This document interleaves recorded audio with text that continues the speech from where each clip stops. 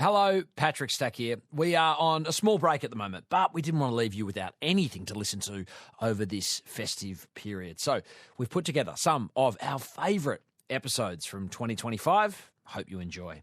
ABC Listen. Podcasts, radio, news, music and more. I love the challenge. I love being able to play this game for a living. It's one of the greatest joys of my life, but does it fill the deepest, wants and desires of my heart? Absolutely not. And, I really do believe that because, what is the point? That is the best golfer on earth, Scottie Scheffler. He is one favourite to win the British Open this weekend. The American has already won 3 majors. Thing is, if Scheffler does, he says he'll feel great for about 2 minutes. This is one of the hardest working, most competitive, most talented athletes of any sport on earth. And he doesn't find his career especially fulfilling. So, what is the point? We're asking famed mindset coach Ben Crowe about athletes grappling with the why of it all. I'm Patrick Stack. This is ABC Sport Daily. Ben Crowe has worked with Ash Barty, Steph Gilmore, the Richmond Footy Club, Molly Picklum. He's here to talk to us about the point of sport from the perspective of the athletes who do it best. I sent you this morning Scott Scheffler's press conference from the British Open. Was I the only person to do that today?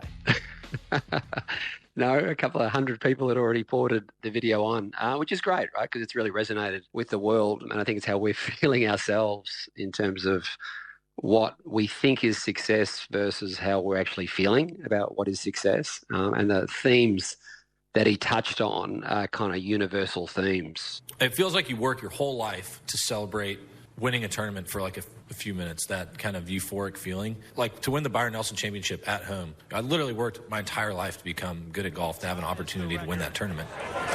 Full circle for Scheffler. Scottie wins for the first time this year, and it comes in the event he attended as a kid. And you win it, you celebrate, get to hug my family, my sister's there. It's such an amazing moment. And then it's like, okay, now what are we going to eat for dinner? Is it about achievement, which in his case can last 2 minutes, or is it about fulfillment, which can kind of last a lifetime? And we all wrestle with those same themes. So listening to him talk through them, and almost like a stream of consciousness live in a press conference was quite vulnerable and really powerful as well. He's obviously considered a pure sporting competitor. And I think anytime you see anyone who excels in sport or life, you kind of wonder, hey, what's driving this person? And to hear him say during that answer, I can't really see the point of it. I found it compelling. And I just wonder, with the work that you do, is that something that you see and you hear a lot? Yeah, and he's basically wrestling with the same things that we all wrestle with. What is success? Like, what is it about? Is it the extrinsic stuff that we all obsess about, money, trophies, results, and I think he said accomplishments and achievements?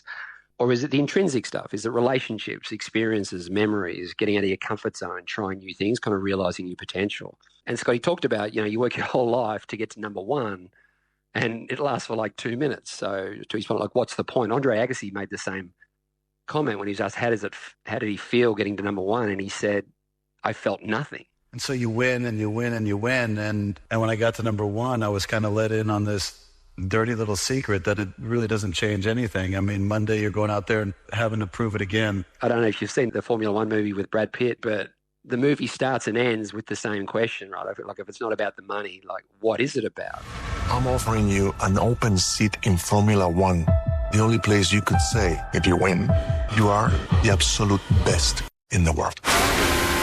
So I think Scotty wrestling with what the industry obsesses about, external stuff versus the internal stuff. And I thought he did a great job of breaking down to your question the 3 intrinsic motivations that not only drive athletes, but drive the rest of us as well, right? The first one is play and being motivated by, and in his case, it's the desire to compete. Right, so he absolutely hates losing. Like, why do I want to win this tournament so bad? That's something that I wrestle with on a daily basis. Because if I win, it's going to be awesome for about 2 minutes.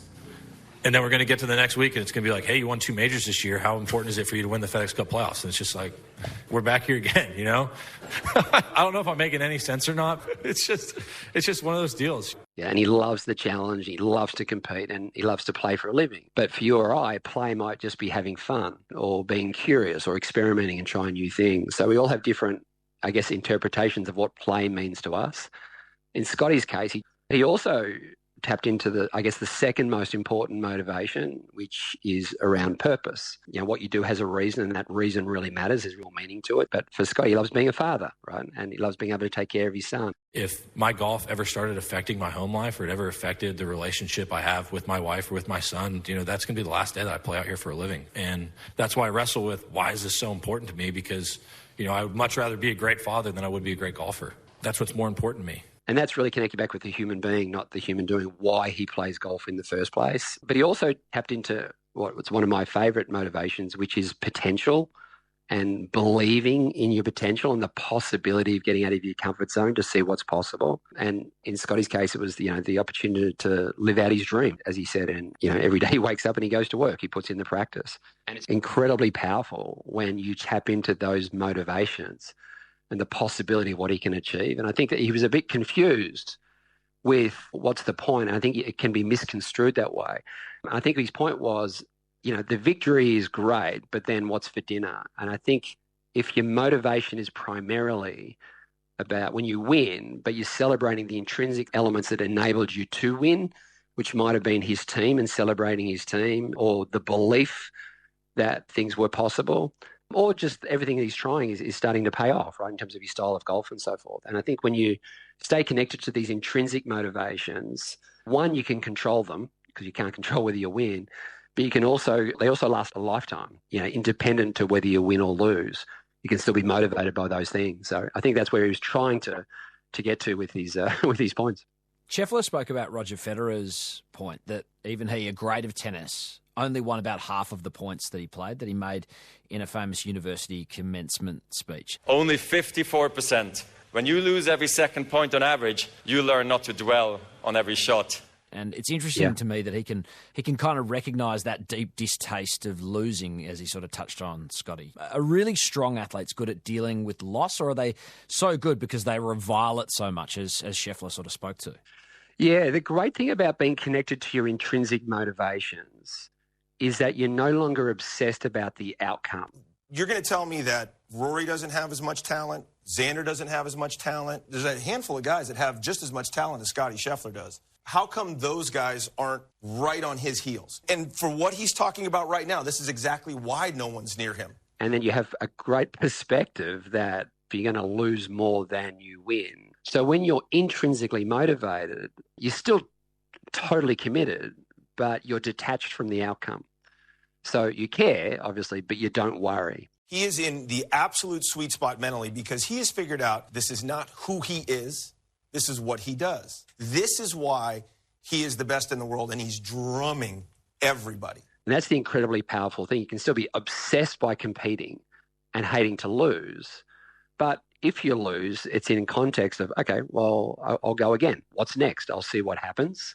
So if you're obsessed by extrinsic motivations, which is the results, trophies, money, fame, and so forth, typically pressure comes into your life on steroids. And one is outcome pressure or, you know, economic pressure, but the other one is emotional pressure, constantly caring what people are thinking about, comparing myself to other athletes and so forth. And I think that's probably the biggest distraction today for athletes, or all of us really, is that we've become extrinsically motivated for our definition of success. Whereas if you can be motivated by intrinsic motivations, the process of winning, well, they last a lifetime.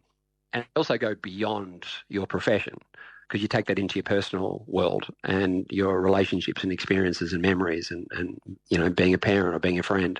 On the idea of financial pressure, it was really interesting to me that a lot of the comments underneath the clip that I watched, and hey, we know we probably shouldn't be swimming in the comment section of the internet, but the fact that I saw this mentioned over and over again says to me that it's a question a lot of people might have listening to us talk is, it's easy to say these kinds of things if you have millions and millions of dollars, which Scheffler does.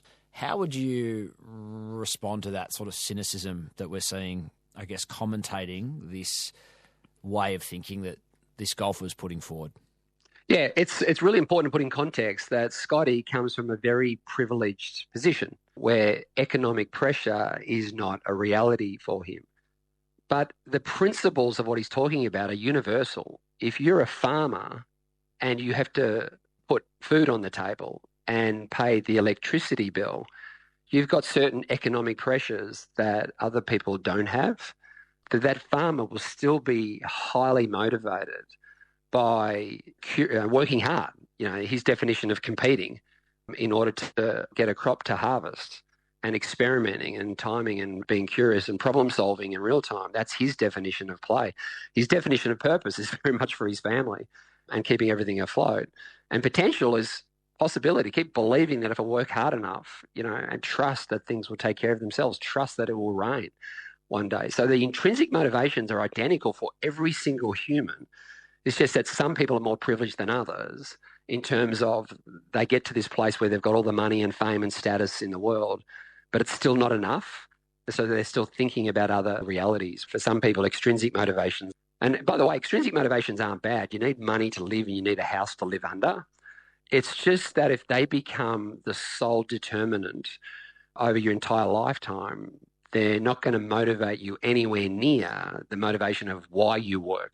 So, yeah, they're universal truths, but obviously the consideration is very different depending on your financial status.